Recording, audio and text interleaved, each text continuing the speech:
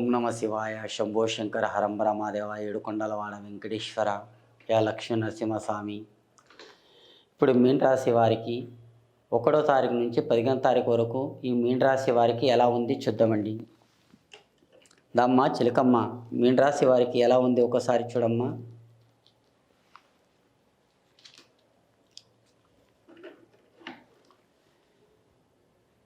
మీన రాశి వారికి వచ్చే వినాయకుడు శివుడు. ఈ వినాయకుడు పడుకొని ఆలోచిస్తున్నాడు. మీరు కూడా ఆలోచించి పని చేస్తారండి. ఈ మీన రాశి వారు చిక్కితే దొరికితే చిక్కరు. అలాంటి మీరు చేప, నీళ్ళలేస్తే మునుగరు, అగ్గిలేస్తే కాలరు. అలాంటి తెలివండి మీది. మీ మీన రాశి వాళ్ళు అందరితో ఒకరికి మోసం చేయాలని మీరు ఎప్పటికీ అనుకోరండి. ఎప్పటికైనా మీరు ఒకసారి ఒకరికి హెల్ప్ చేయాలనుకుంటారు, కానీ ఒకరికి మీరు మోసం చేసే మనుషులు కారండి. అలాంటి రాశి వాళ్ళు మీరు చాలా ధర్మాత్ములు. ఈ రాశి ఎవరికి ఉంటుందో కానీ చాలా మంచివారు, పెద్దలకి గౌరవించేవాళ్ళు, మంచి వాళ్ళతోటి తిరగటంలో కానీ మంచిగా పేరు సంపాదించే వాళ్ళు కానీ చాలా కష్టపడి పైకి వచ్చేవాళ్ళు ఉన్నారు, చాలా కష్టపడి వచ్చేవాళ్ళు ఉన్నారు. కానీ అదృష్టం రేకాటంలో కానీ ఈ మీన రాశి వాళ్ళు చాలా కష్టపడ్డారండి. ఇప్పుడు కూడా కష్టపడుతూనే ఉన్నారు. ఆ కష్టాలు అన్నీ కొద్దిగా దూరం అయిపోతున్నాయండి.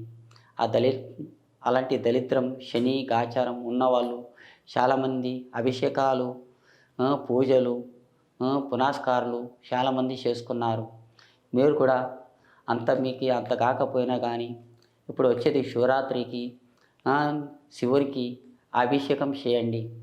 అభిషేకం చేస్తే మీ దరిద్రం అనేది తొలగిపోతుందండి. మీకు ఎక్కడ పైన మీ పేరు మీద బాగుంటుంది. ఆ శివునికి నమ్మిన వారు మీకు తప్పకుండా అవుతుంది. కానీ మీకు సంతానం అంటారా, కొంతమంది సంతానం కాలేరు. ఎప్పటి వరకు అవుతుంది సంతానం? ఇప్పుడు ఎన్ని రోజులు అవుతుంది పెళ్ళి అయ్యి, ఇప్పటి వరకు పిల్లలు లేరు, అది లేదు. ఇప్పుడు భార్యాభర్తలు విడిపోదాం, ఇంకొక పెళ్ళి చేసుకుందాం, ఇంకో అమ్మాయిని చేసుకుందామని మీరు తొందరపాటు పడకండి. కొన్ని రోజులు చూపెట్టుకోండి. కొన్ని రోజులు సంసారంలో లేకుంటే భార్యకి, లేకుంటే భర్తకి లేకుంటే భార్యకి కొద్దిగా డాక్టర్కి చూపెట్టుకోండి. మనది పోయేది ఏం లేదు.